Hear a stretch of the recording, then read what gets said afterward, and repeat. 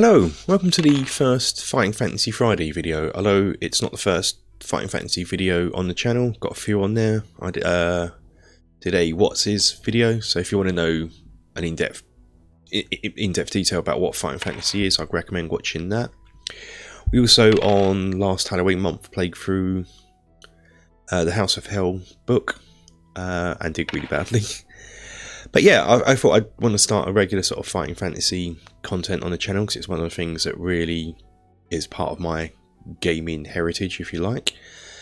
On the aforementioned What's Is video, there was a comment about someone wanting to look at my Fighting Fantasy collection. Now, which is what this video is going to be about, but unfortunately, over the years, it disappeared. I used to have all the books released up until the early 90s, but when I moved out from my parents back in the late 90s, most of those didn't come with me, so it's not an actual very big collection anymore.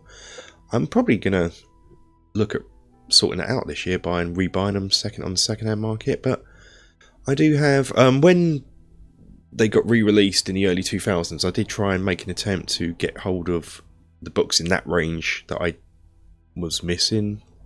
But even that range, I never completed that, because they seem to be quite difficult to get hold of where I lived. And even in the 2000s, I wasn't really online shopping, which I know seems weird, but it is what it is. And then now we've got the Scholastic books, but released, and I'm got the sort of first two that was released of those, which we'll look at. But the artwork in them just put me off buying any more, and I was a bit worried that if I buy the old books in that range, they would have changed the artwork to be this horrible stuff, but we'll see that when we come to it. But I also do have some quite interesting items as well, not necessarily just the game books. There was a lot of other bits and pieces that were released, so I thought we'd just have a quick look at it. So yeah, let's go. So the first book we're going to look at in the Puffin range is The Forest of Doom. It's the first numbered book I got. Unfortunately, I no longer have one of the books I am missing. Is the Warlock Firetop Mountain, which I used to have a first edition that had the wraparound cover. That's gone. Missing that. I'm just having a quick look because I used to have all of them. So what was number 2? What's missing number 2? It's probably like, does it tell you in here? Have a look. I can't remember the number in order of them now. But as I said, I used to have all of them up until the early 90s. It's probably Citadel of Chaos or something like that. I believe it is Citadel of Chaos. Anyway, the first book got is Forest of Doom. This is number 3, and this is in its original 1983 release, before the green spines come in. You can see how old and battered it is now. How long ago was I playing this? Like that. That's a little me playing a game. What I tended to do now is photocopy them or print them off. But yeah, if this is your first experience with a Fighting Fantasy game book, the artwork is always great in the early ones. Some orcs here. What you'll see in some of my books is there'll be a little symbol, or a couple of symbols on the top here. Because what me and my friend used to do is get them photocopied. And write our own Fighting Fantasy sort of game books, but we couldn't do the art, so we just reused the art in the books. His brother used to take the books into work and photocopy, look through them, and photocopy all the pictures with a little symbol on, and we each have a symbol, and we use that in our own Fighting Fantasy game books, which have obviously been well lost to the ages. I love that picture. This looks like the 1970s Lord of the Rings Balrog, but better. I believe this is a fire demon. Yeah, fire demon. Yeah, artwork is always good, so I don't want to spend too much time looking through each book. This is just looking at, because what we will do hopefully in time is go through and play these, so that's spot it. Just want to have a look at the actual main collection, as it were. Number 5 is my next one I got in this range, and again this is an original 83 print. Before the green spines, even though this does have a green spine. You'll see what I mean in a minute. This is City of Thieves. This and Forest of Doom are some of my favourite books. I love them, and the covers are just still wicked. I mean, there is something somewhere that I've got to add to my collection, which I'll try to find off camera. Yeah, there it is. I can see it already. Reminded me looking at this. And there was a few other bits. I'm just sort of thinking, well, I've got all Fighting Fantasy stuff stashed around the house, but that's for a later part in the video. So yeah, there's this. And a lot of time the artists were different inside, but always very, very good. So yeah, that's that. Then we move on to what was known as no. So I was going to think of it as the Dragon one, but this one is one I've bought recently to replace one that was missing. This is Scorpion Swamp, number 8, and this is the next sort of design. They had this green crisscross thing, which is what I'm using for the design of the Fighting Fantasy videos, because I think that's the sort of quite iconic. And this introduced the green spines. I can't remember if not all the books came out in sort of this version. They got to about, I think it was about 5 actually. I think it's the last one before they then moved over to this sort of design and re-released all the old books in this design. So yeah, what's this for 84? Yes, this is a first printing of this book of an 84. This is Scorpion Swamp. Just to show you some of the artwork. It says that. I've got that. And then there's a massive gap in my collection. As I said, the Puffin books I do really want to go back and replace. But now we're getting into the next design of the cover, which is the Dragon Banner, which is this. Which again, I've incorporated this into my Fighting Fantasy video overlays. If you see the border here going round, that's sort of taken from this. But yeah, this is book 14. Temple of Terror. And just to show you how different the art is, in this one the art's a slightly different style to what we have been seeing. It's a bit more dark, I guess, not in content but just in colour and contrast. It is, whereas before there would be almost monochromatic where it was sort of different shades of grey. This is just almost white and black. Not a bad thing, just a different artist, different style. Who's the artist in this one? Ah, here's the books. What was number 2? Citadel Chaos was number 2. That's where I started introducing them. Forest Doom. Starship Traveller number 4 I never had, because that was... most of the books are set in the world of Titan, which had 3 continents, which we'll have a look at in a minute. And then there were some that were set in another sort of fantasy land, but some were set in a sci-fi universe. And some, one of my favourite books, The House of Hell, was just set in contemporary times. Yes, I didn't have Starship Traveller. When was the next one I wouldn't have got? It would have been in Space Assassin at number 12. Freeway Fighter at number 13, which is a racing game in a book, which is weird. Rings of Kepha was another sci-fi one. Appointment with Fear was a kind of a superhero-based book. Rebel Planet was sci-fi, so I never had that one. Robot Commando was sci-fi, never had that one at 22. Star Strider at 27, didn't have. Yeah, so basically I had all the fantasy ones because I'm just a massive fantasy geek. Next book is number 16, Seas of Blood, and this is meant to be green, but due to having it on a bookshelf and the sun shining on it, they kind of faded, so I'm not going to do that from now on. This is Seas of Blood. This is a set in the Titan, the fantasy land, but this is a pirate kind of one. You're a pirate and yar, lad, you travel around in a ship and yar, and do all that piratey stuff. I think there's a map somewhere. Yeah, a lot of the books included sort of maps of the area you're in, which is cool. So if we go back to Forest of Doom, actually, so that was the map of the bay where you can piratey ship around. So here's the map in Forest of Doom.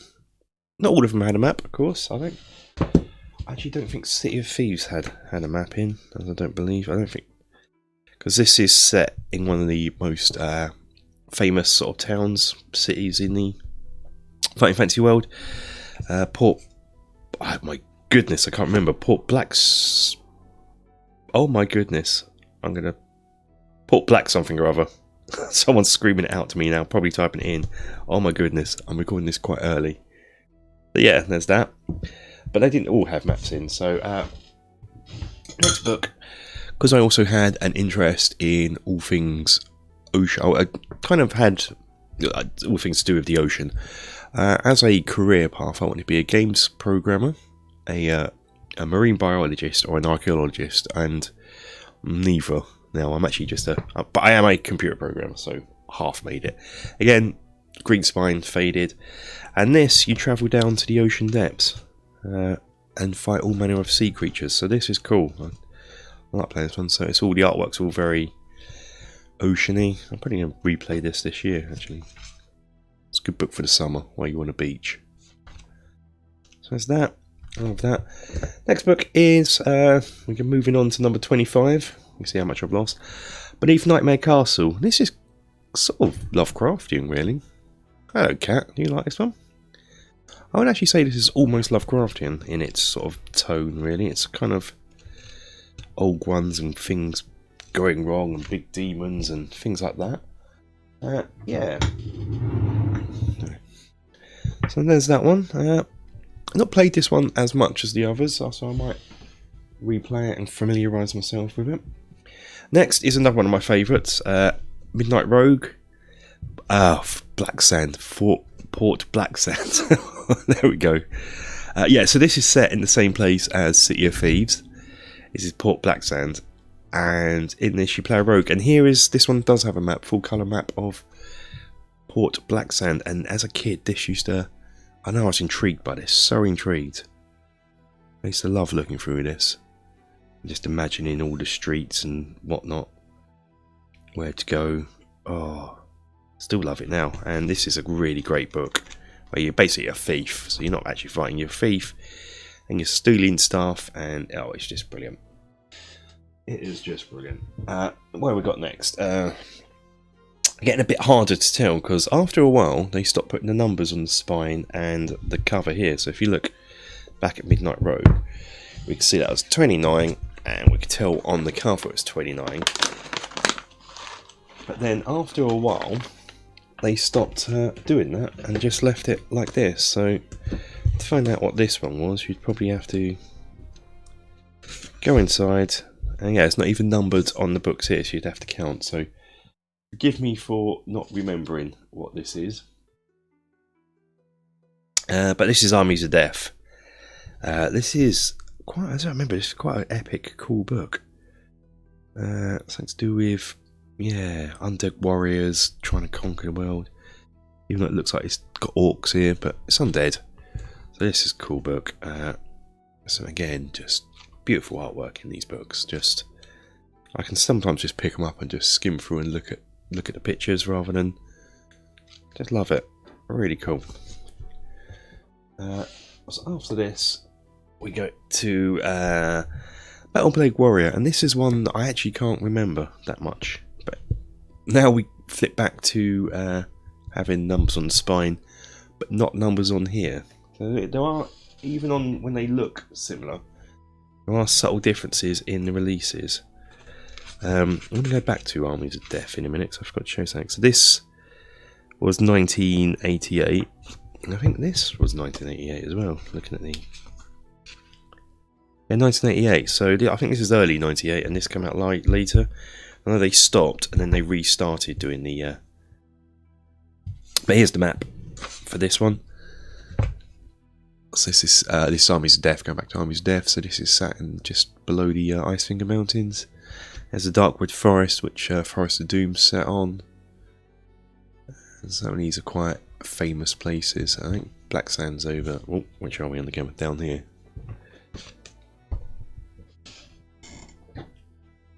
Yeah, so Battle Plague Warrior, that's its map here. Let's see if I can... So again, set somewhere completely different. We'll have a look. You get an overview of the actual main world later on when we look at a book. But again, great artwork. Just, we're not here to look through every single page of the artwork, just have a look at the collection. Now, this is the last game book I own in the actual Puffin range. I know, that's how many I lost. This is Vault of the Vampire. This is a great game. Look at that for its map. This is a gothic horror game. This is excellent. And just a little town here. being terrorized by a vampire up here. This is one to play at Halloween, I think. This is just brilliant. But that's it for the game books. But as well as game books, there were a few other things that was released at the same sort of era as that. So what we have here, they also released some novels. This one was written by Steve Jackson, who was the co-creator of Fighting Fantasy. Cat needs treats. Yeah, so these are standalone novels. Yeah, and here's the map. Here's what this one has, is a map of almost the entire continent of Alanzia. So where's Port Blacksand is here, the Darkwood Forest is here, Icefinger Mountain's here, Firetop Mountain, very famous. So this is a bit more open, which is great. Beautiful colour map. Yeah, and this was a story, but not only was it a story, it still had the illustrations inside. So this is very cool. I read this. There are 3 of them, but I only own 2. So I'm going to have to try and get hold of the 3rd one, which I've never owned, so I've never read.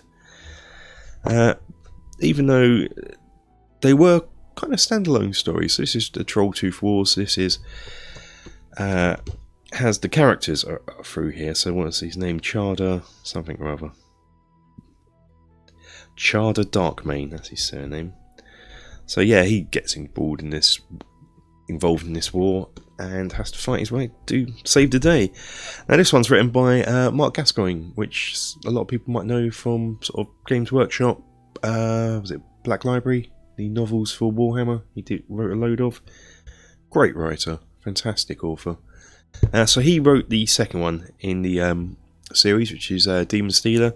Again, same character as Charder, but this time this dude here, this necromancer type dude, resurrects 4 demons, so they can resurrect a big devil dude, and he has to stop it. Again, artwork contained in the story, very, very cool, and a very enjoyable read, this one, as I remember. Yeah, so don't have the 3rd one in the series, but we've got to get hold of it. So, well, say I've got to get hold of it soon.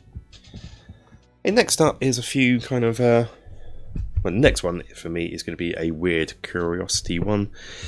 The 10th anniversary yearbook, part diary, part game book. So that's weird. So what this was exactly what it says. I forget what year. 10th anniversary's got to be like 92? When was it released? Yeah, 92. In 1992. So I'm going to have to use it as a diary again, I've got to wait a good few years. But it did have an adventure in, so that's still worth it for some people. But you had a diary in here, which is cool. Days. Again, nice little, love this little banner artwork here. And down the bottom, we still have the game going on down here. So, hey, you don't see much about this this particular book, because I guess being a yearbook and diary. But even so, this is blooming awesome. Just a lot to go in here, a lot to just digest in here and read through. Even though it's the diary, it's still a worthwhile book. Hey, vampire. November. Let's have a look at Halloween. Does it do anything for Halloween? And what's nice about this, I don't know if you see in here, Halloween, it tells you the holidays for that are in the Fighting Fantasy world. So this one is High Day, I think that says, but that's in the continent of Cole. It's Life Day, so that's cool. There's that. They also tried to expand the concept of Fighting Fantasy, and so there's this, which is Steve Jackson did this, Fighting Fantasy, an introductory role-playing game. So using the same sort of core mechanics of sort of stamina, skill, luck, etc., and dice rolled in. They tried to expand it to be, so you have a GM, and you have multiple players fighting your way through the Fighting Fantasy world, and this does have an example adventure in here called The Wishing Well for it. Now this, again, artwork, beautiful. Sort of puzzles in here as well, fighting things. So yeah, there was that. I've got this. I don't think I've ever played through this one actually. Might have a go at it. But then they also then expanded upon that and had advanced fighting fantasy. So again, this is a similar concept. It's called Dungeoneer. So this is again expanding upon the rules and trying turning it into a full-on role-playing game. Everything you need here, and again all the maps and stuff, which is great. And then what happens is with that you're also going to get supplementary materials. So what we got here is Out of the Pit, and this is edited by Mark Gascoigne. You'll see that a lot. He works on a lot of Fighting Fantasy books. This is effectively, if you're a D&D player, this is the monster manual. That's what this is. So it's got all the monsters in here that are throughout the book, their stats, and their sort of where they're found, etc., etc., the number they're found. So this is more for use when you're trying to run a role-playing version of Fighting Fantasy. I think at the back you've got the tables for rolling up. So if you're in a desert, you can roll a dice and see what monster you're going to find, or a few dice. There you hit, and treasure table at the back. Now hang on, let me just... That was also released in an A4 form, which I can't quite get in, but it's the same book, just in A4, so it's slightly bigger, artwork slightly bigger, slightly easier to find. But it also had some colour pictures in here. It had 8 apparently, but I've only got 4, so I don't know what happened. I can see, I think I've lent it to someone and they nicked my pages, so that's annoying. Probably for posters, or I done it, who knows. But yeah, it's the same book, but it's just easier to use because it's bigger, so it's easier laid out. So there's that. And then the last book in the sort of Puffin range that I own is this, which I'm still going for.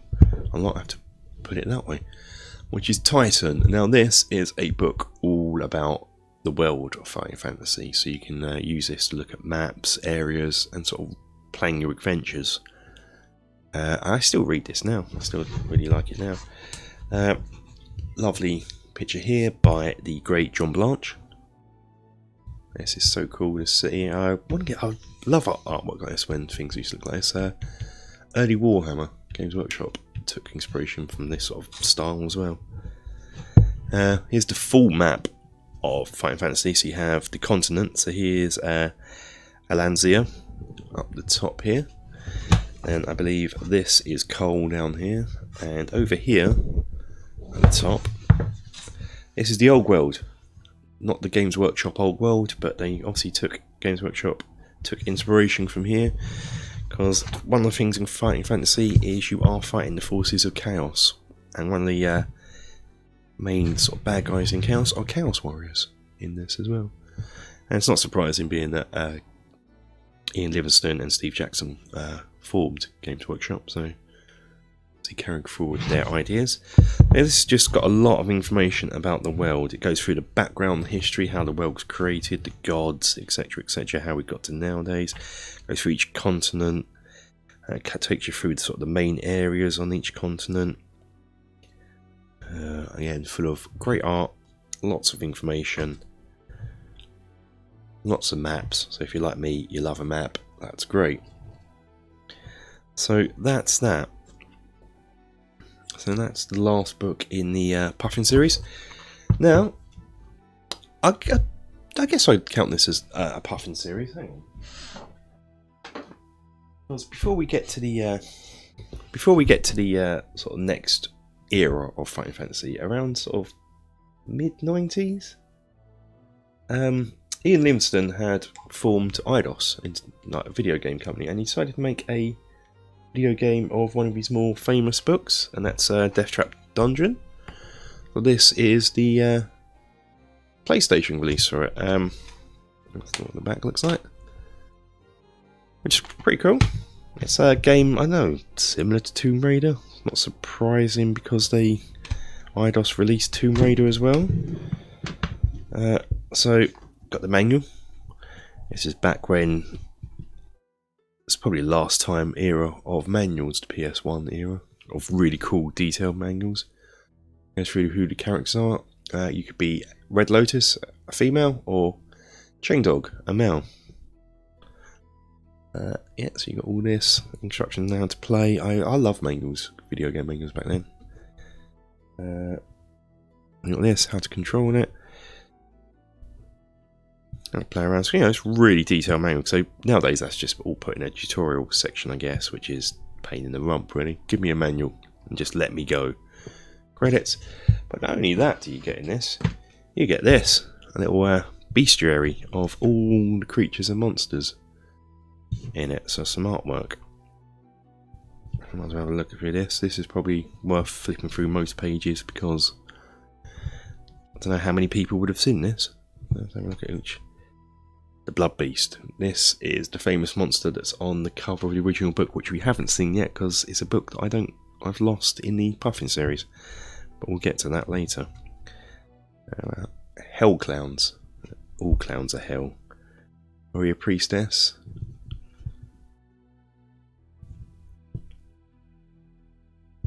A lot of demons. Quickly flip through, so you can hopefully get through all the books. Like that. Giant boot.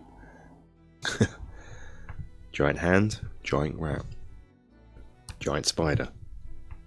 The hive? What's in the hive? Insect things. Oh, skipped a page. Juicer. Minotaurs. Orc warriors. Pit Fiend. Ratman Swordsman. Here we go. Early Skaven for Games Workshop people. Rat Ogres. Rock Monster. Snake Girl. Ghost. Zombie. Skeleton. So yeah, that's that. But I also, that's the PS1 version. I also, and it's very dusty, have the limited edition PC version, which comes in a lovely big box, the old style PC big boxes, which you've got to love. So you can see, hopefully see the much better there. See the game graphics better there than we did on the PC one.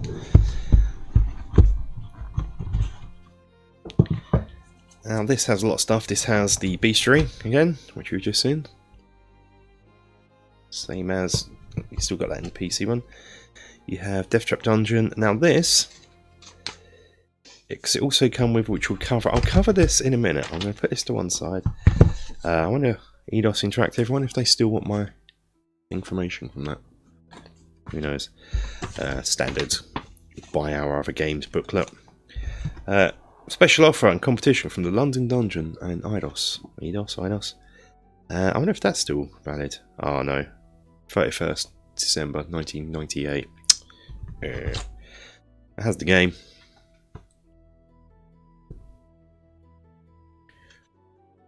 Which I can't get into. Doing this. Manual again. Some we've probably seen before, but for the PC version of it. And one of the cool things about this is it also had the game book for Deathtrap Dungeon, so I'm glad I did this in the Puffin era, because whilst it's not Puffin, it's published by Eidos. It is the original Deathtrap Dungeon book. It goes through all the others that are available still by Puffin, so, and it does mention it's Puffin here, so it has this. So I do have it in some sort of shape or form. Inside it's exactly the same book, Deathtrap Dungeon, great art, but it's in this video game cover version, which is superb. There's that, but the bit I've held out here is these, which Deathtrap Dungeon for 4 to 8 players. You've read the book, you've entered the virtual world, now play the card game. Rid the dungeon of monsters in this fiendish game of strategy, daring, bluff. Designed by Ian Livingstone, based on the ancient Chinese card game Zheng Sha Yu. Probably butchered that. Now, I have to admit, I just thought these were playing cards until today when I was preparing this video. Because I never tend to use playing cards, so if I got a special edition of playing cards, they just stay like this. Look, they're still in their cellophane. And so yeah, and then it was only because I was going through this, seeing what this booklet is today. I didn't do it when I first got it. That it tells me how to play, and I started reading it, thinking, "Oh my goodness, this isn't a deck of cards. This is an actual game." So let's open them. Let's get them open. I don't know if anyone's screaming at me now going, "No, keep them sealed, fresh and new." What's the point? I've never seen them. I'm terribly excited. So we're going to do a live opening. Well, it's not live. It is for me, not for you. On camera. I'm getting in there if I can.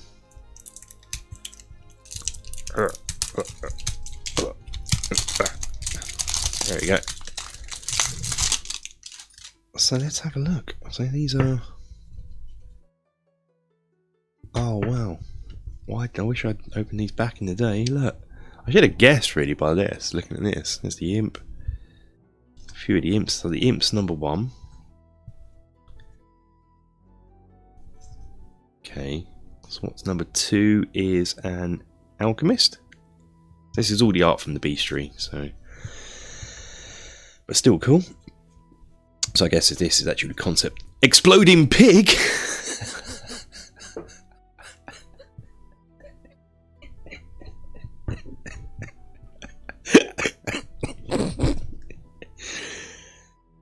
Cool, there's an exploding pig. Killing machine. Red Lotus, she's the female hero. So next we're going to have, Chain Dog. And then these ones are... Ooh. Ooh. Ooh. These ones are double-sided cards. Okay. On to number 3, Scallywags. Skeletons, Skeleton Warriors. I think that's going to be... no, number 4 is an Orc. Just one Orc. This game's intriguing me. I guess I'm going to open the next packet now. But if anyone's interested and wants to see this played, did it say it's for 2 to 4 players? I have to rope someone in. Yeah. For 4 to 8 players, well, okay, I'm going to have to rope a lot of people in if you want to see it played on the channel. But let's open this next packet.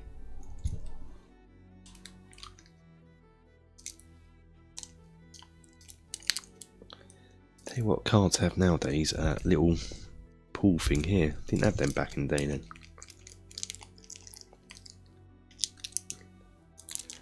Am I in? Yeah, I'm in. This is the second deck. I'm assuming this is different, which instantly see it is just by number 5, which is a warrior. So we have loads of warriors, and then we're going back to number 4 of the Orc. So I'm going to do that to keep them in order. Because I'm weird like that. Orc, warrior, warrior. That was weird. That's a weird way to do that. Number 6, Ratman.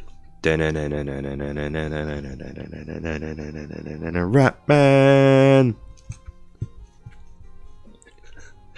7, Priestess. I don't know what church she goes to. I hope it's warm. Number 8 is a zombie with a... Does he have a goatee? Oh no, it's just blood around his mouth. I think he had a goat beard. Stylish zombie, but no, it's just blood. 8 is that. Number 9 is Snake Girl. That's cool. 10, Demon. And 11, of course, it's going to be the Pit Fiend, one of the famous creatures from it. I'm assuming 12. Oh no, Red Dragon. Thought that was going to be the Blood Beast, but ho hum. I'm going to put this Orc from here into there, like so.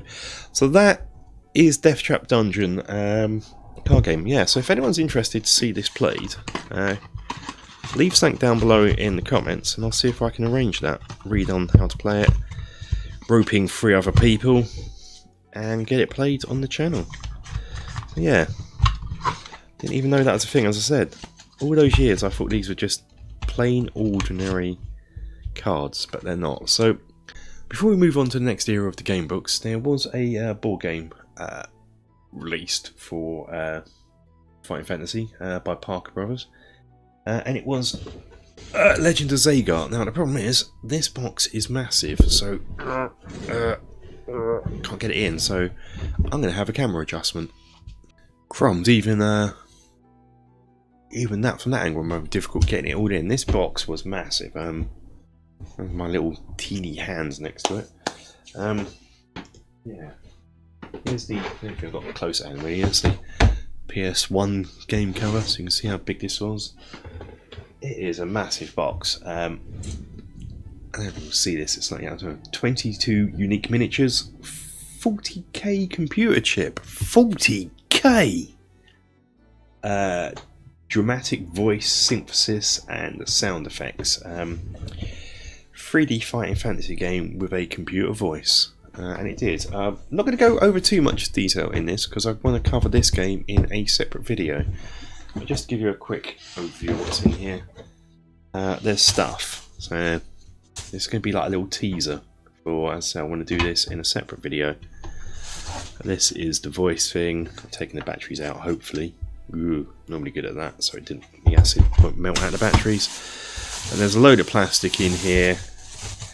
Some miniatures that are badly painted that I'll repaint. And cards. But yeah, we're going to go over this in a future video. Let's move on to the next era of game of Fighting Fantasy. So yeah, in early 2000s, Wizard Books got the rights to Games Workshop and started to release all the pretty much all the books, but they started with a sort of a box set, which back in the day recommended for the recommended retail price was 30 quid. Blimey. Anyway, so come with a box set. So it started looking like this. That's the Crypt of the Sorcerer, and that's the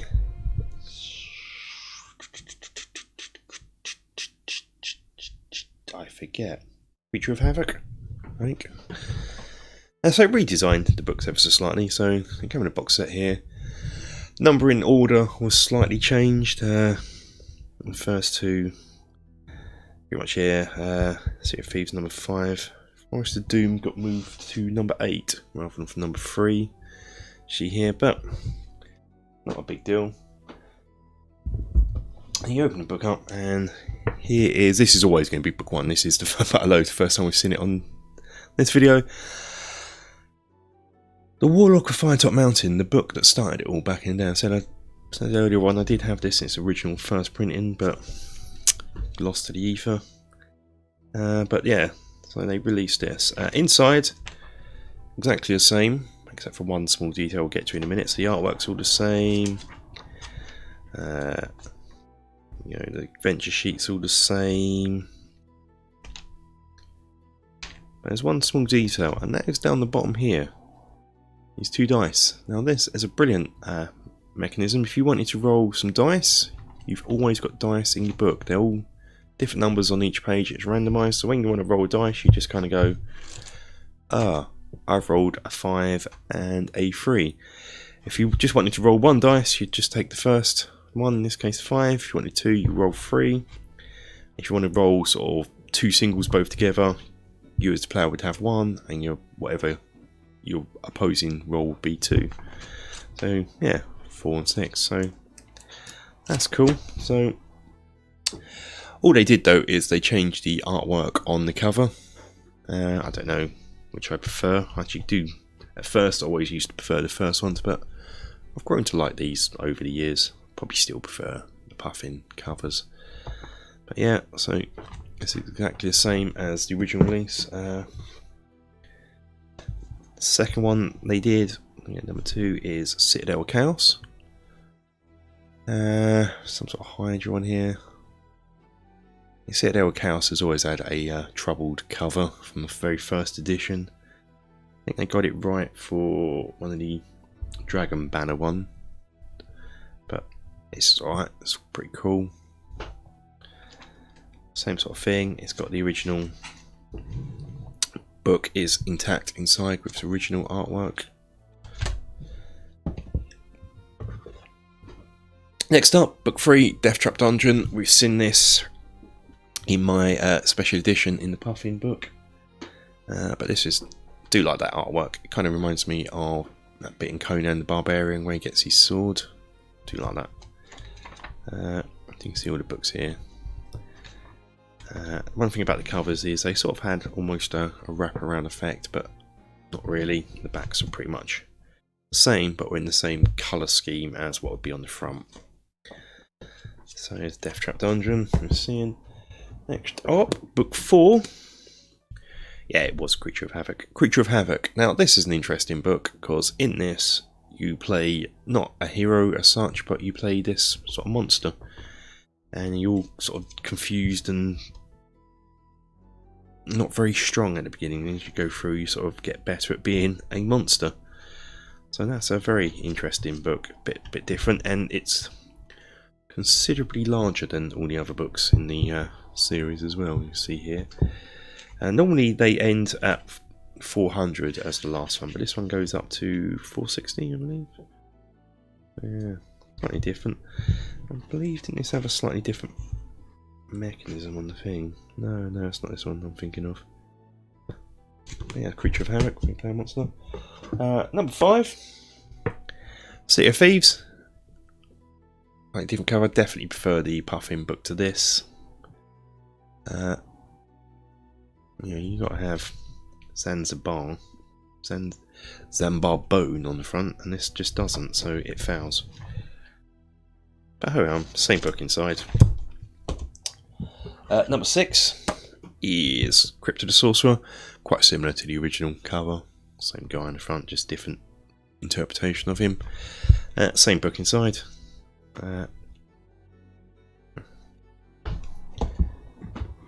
Number 7, House of Hell.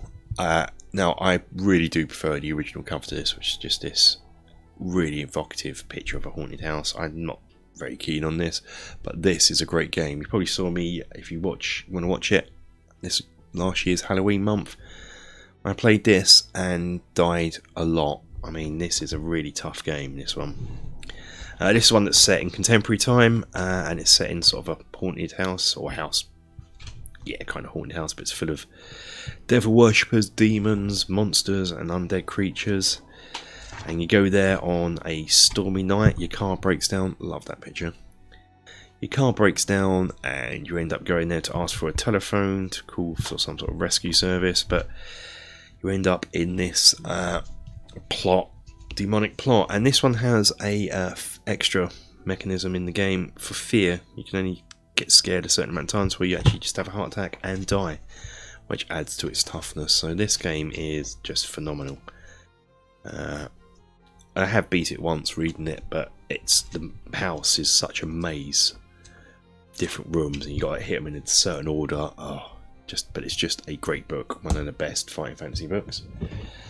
Number 8 is Forest of Doom. So yeah, this is the same Forest of Doom, just different cover. I think, as I remember, does this have the map in? Yeah, it does. I couldn't remember if it had the map in, because I think one of them doesn't have, in this range, doesn't have the map in. But ho-hum. And then after that, there's another box set released by him, and this is the Sorcery series, which I never mentioned in the Puffin bit of this video, mainly because I actually didn't own the Sorcery books in the Puffin series, and there was also some 2-player books which I never owned really. But yeah, so now one of these come out. I got the Sorcery series, and they were a series of 4 books, and they each sort of led on to the other book. So this is the Semanti Hills. So all 4 books form the whole adventure. This was somewhat unusual in you could play a warrior or a wizard. If you played a wizard, you had a spell book that contained all the spells. And what you had to do is each spell was identified by these 3 letters. To cast the spell, you'd have to memorise. You weren't allowed to, once you've started your adventure, you weren't allowed to refer to this section. You had to memorise what spell did what. So you'd, let's see if I can find a section. Yes, here we go. So you say you can cast these spells on the ones you're available. So you get the 3-letter words, and you'd have to remember what they referred to, which obviously I can't. I mean, Sud. So if you cast Sud, you turn to 341 for the effect. So this could be a little spoiler for this bit. Deduct 5 stamina points. You cast a spell, but nothing happens. So that would be the wrong spell. What was Sud in that situation? And not in order either, which makes it very hard to quickly look up. But yeah, that's the first book in the Sorcery series. Next up is the second book, which is, I think it's the second book, but book 11. Now what you're going to notice here is 9, 11. The Sorcery books were on the odd numbers in this range, 13, 15. But this is the second book, I believe. And this is called, I can't read upside down, Car. So you're in the city port of Traps. Again, it has the spell book in the back. I believe it's the same spell book, and it's the same concept. And I think you pretty much believe you can carry on playing the same character, but I don't know. I've never actually played these, so I'm going to play these this year. I decided I'm going to play through these. Oh, it tells me there that it's book 2 in the Sorcery series. There's that. Again, same sort of concept inside, same core rules, same art style inside, which is really cool. Book 3 is the 7 Serpents. A little cover there of this. Again, it's book 3 of stamina. Looks like you're getting a spell there. Spell book in the back. And the final book in it is The Crown of Kings. That's that. And this is really quite a chunky book, this one. I don't think how many. Yeah, almost in the 700s for its numbers. Oh, going into 800. The last one's 800. So yeah, you can sort of see here how the Sorcery series got bigger in thickness. There's that. So yeah, I'm actually going to play through these this year, decided, at some point. And then, in this range, I was trying to get all the books I was missing and just get hold of some of the ones I've already got, so this is weird. In this range we have Caverns of the Snow Witch with, I believe she was on the original cover, and I still thought I had that in my Puffin collection, which we didn't see, so maybe I still do have some books lying around that I've just misplaced. There's a Snow Queen. Yeah, is this the artwork that's slightly, some of the artwork, yeah, this is it. Some of them were, if you remember the artwork we've seen so far, some were more stylized, like this is one of the books that had stylized art. So this is more sort of cartoony stylized. You can see here compared to the other more realistic things. Still good in its own way. There's that. So that was book 10, so obviously that'll be in between Sorcery's book 1 and 2. In between 2 and 3 was Trial of Champions, which, again, was that in the Puffin book? Do we have a look at that? I'm sure I got that still. I can't remember if I've done it, so if I covered it in the last Puffin section. But yeah, Trial of Champions, going back to its more traditional art style. Is there any map in this one? I don't think there is. This is a sequel to Deathtrap Dungeon, I believe. It's set in the same dungeon, but someone else is running it, and you sort of go in there again. So I believe it's a sequel to Deathtrap Dungeon. I don't have book 14 in this range, which went in between these things, which is Armies of Death. At the time, that's coming out in September 2003. So Armies of Death. I do have book 16, which happened after the Sorcery series, which is a Return to Firetop Mountain, a sequel to the book that started it all. There's a sequel to the Firetop Mountain book. At that for a map. The map's actually on part of the artwork. Beautiful. never played through this one, so again, I'm gonna go for it this year, I believe. So see what horrors await me, such as those. Yep, never played this one. Next up, 17 is Island of the Lizard King. This is from a classic book. Slightly different. You're sort of on a tropical island full of, well, lizard men and other horrors. I believe this is more slightly stylized, slightly normal art, sort of an in-between sort of style. I played this a few years back and got through it okay. That's a good book. I played it back in the day and died a lot. Next up is the Legend of Zagor. For a demonic dude. Isn't this? Yeah. So this is also a sequel to the Warlock of Firetop Mountain, I guess, because that is Zagor was the Warlock of Firetop Mountain. So I guess I never played through this, so I don't know. So again, I might play through this one this year. I can't remember if this was released. Some of these books were released for... I can't remember if this was an original Puffin release, to be honest. Yeah, it was. It was released in 1993. So this is... I probably didn't have this one in the Puffin range, actually. So I think I stopped collecting around 92.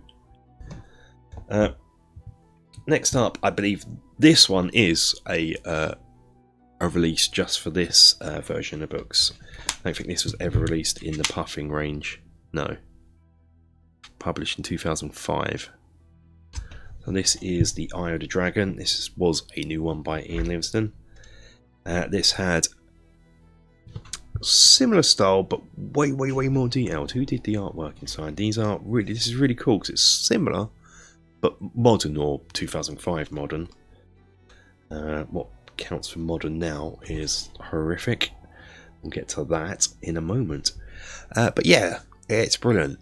It's this sort of really detailed cross-hatch thing artwork, so it's really in keeping with the originals, but you can tell it's sort of new and different. Who did the art? Let's have a look. Martin McKenna was the artist on who did this. So it's great. I can't really explain it, but it's new but old, if that makes sense. For zombies, brains. Yeah, great. Version of Talisman of Death, which is another one of my favourites. This wasn't set on. I don't have this in the Puffin. We didn't cover this, didn't we? I'm sure I still had that on my bookshelf a few years back. Weird, but yeah, this wasn't set on the normal fantasy world that books were set on. This set on a place called Orb. It didn't really make a lot of difference, to be honest, but the artwork in this is staggering again. It's just one of my favourite books. This played this many times. This, Midnight Road, and Sea of Thieves. House of Hell. They're all good, aren't they? What am I doing? There's no point in picking a favourite.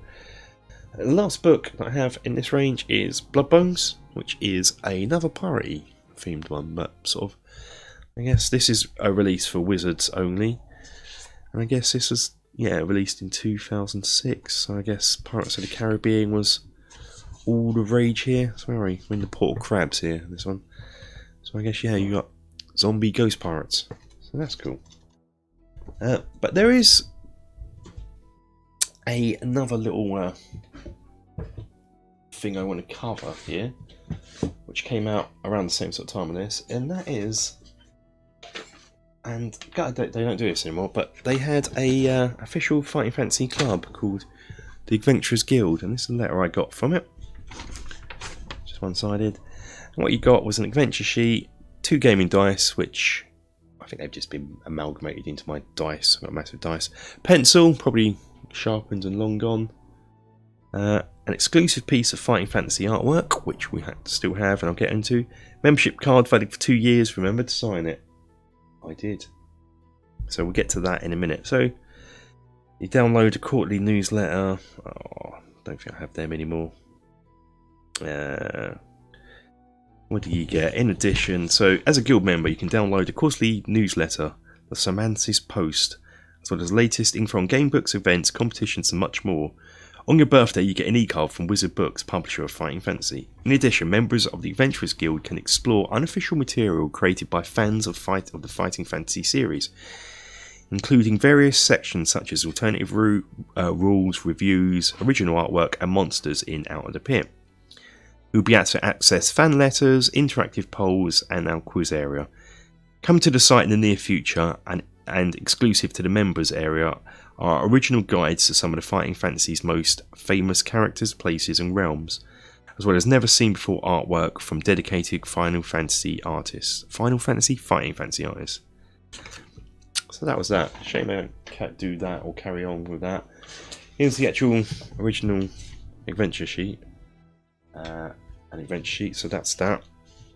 I mean, nowadays you just photocopy them yourself or download them, print them off, get PDF, print them off, but back then, very useful. Here is my Adventurers Guild card, membership card. Well, pleased I still got that. Adventurers Guild, I hereby promise to fight to the very end. When was this valid? Expiry date 0708. So expired sort of almost 12 years ago. There's that. And here is the exclusive artwork. It's the cover to the new version of Forest of Doom. I would have preferred this if it was the original one, but I still think this is a cool picture about this that I really like. So that's it for this era of Fighting Fantasy. I'm still going to buy books from this era. So we're on to the last era, or the current era of Fighting Fantasy, which is Scholastic Books era. This started, I've only got 2 in this, although I believe they've re-released some of the original books, which we'll get to in a minute, and there's another new one that I don't have, I want to get to. But they started with this, not with Warlock Fight Up Mountain, but with a new book, The Port of Peril, which is a really cool book. This is almost like a greatest hits of Fighting Fantasy. You know, you're in the forest, Darkwood Forest, Forest of Doom, you're going to Port Black Sand, you're going in the Moonstone Hills, all the sort of major locations you're hitting in this book, and it's pretty cool. The one thing you may notice already, what's not cool, is this cover. I mean, when you go back in time to look at the covers, I mean, even let's just go back to the last generation. The detail in this, amazing, really, really detailed, to this, very comic-y, cartoony, don't like it. Don't I like. So there's that, but it gets worse inside. Oh yes, I mean, one, the paper quality just feels not as good compared to this. This is thin-ass paper compared to the paper here. And this is just going back an edition, let alone the Puffin edition. This paper's very, very thin. They do have kept the dice concept from the last release, but you can see a major problem with this already. So your adventure sheet, the map. So that's just a cut and paste of the original map put into this awful clip art bloody scroll. So I'm impressed with this. Speaking of clip art, what are these? I mean, again, just go back to Forest Doom.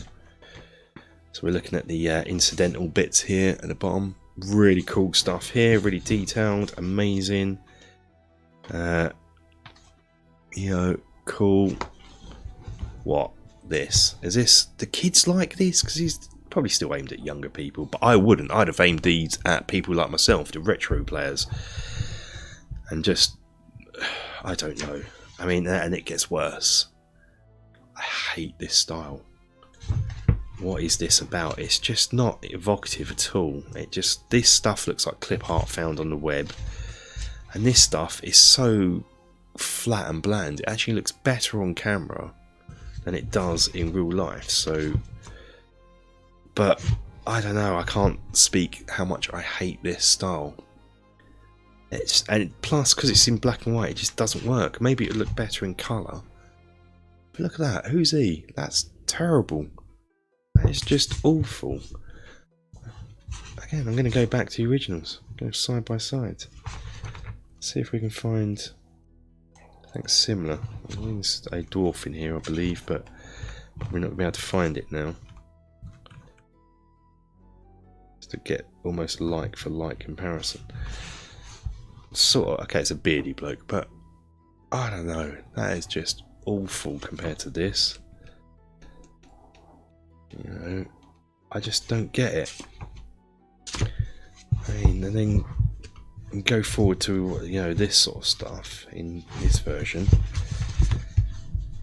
Look at that. This is detail, detail, detail, flat and uninteresting, and shades of grey. Luckily, the adventure was pretty entertaining. I really like this as a kick-off point story. You know, hitting. Oh god, you're not going to photocopy that and put it on your wall, are you? So, good things about it. I like the sort of internal bits here. Yes, it's good. They're slightly bigger than previous releases, as in here. So that's good, I guess. But yeah, the adventure's good. The actual presentation is really let down. And also, there was another one, Gates of Death. This was released by Charlie Hickson of Fast Show fame, which is cool, and he did really well. This is a really cool book. Shiny, shiny cover. What else we got? They released, as you can see at the bottom here, I got Appointment of Fear, Creature of Havoc, Deathtrap Dungeon, Island of the Lizard King. But again, unfortunately, this is let down by the paper is better in this than Port of Peril. It's still not, doesn't feel as thick. GSM isn't as thick as the old ones, I don't think. The adventure sheet on these new ones were at the back, yeah. And I can't stand even the adventure sheet. Look at it, that is awful. What's that about? Compare that to, you know, your original adventure sheets. Just much more functional. And again, inside the incidental bits are internet clip art. Is that what they think young people like, the style they like nowadays? I mean, this could have been great with some of the art, with a better artist. I mean, it's that awful style. And I won't buy... I haven't looked at them, so I don't know if this is true or not. That could have been a great picture with a better artist. You imagine that by the original artists. What is that? It's just dull and uninteresting. That's what that is.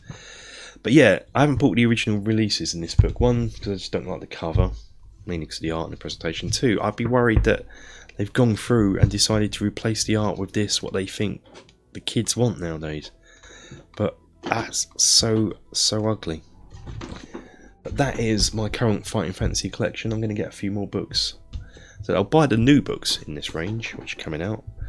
But I won't buy any originals. I'll try and get hold of them. But that is it for my collection. That's what it currently looks like. This video's gone on for far too long. So until next time, guys, if that's of your interest, take care and thank you for watching.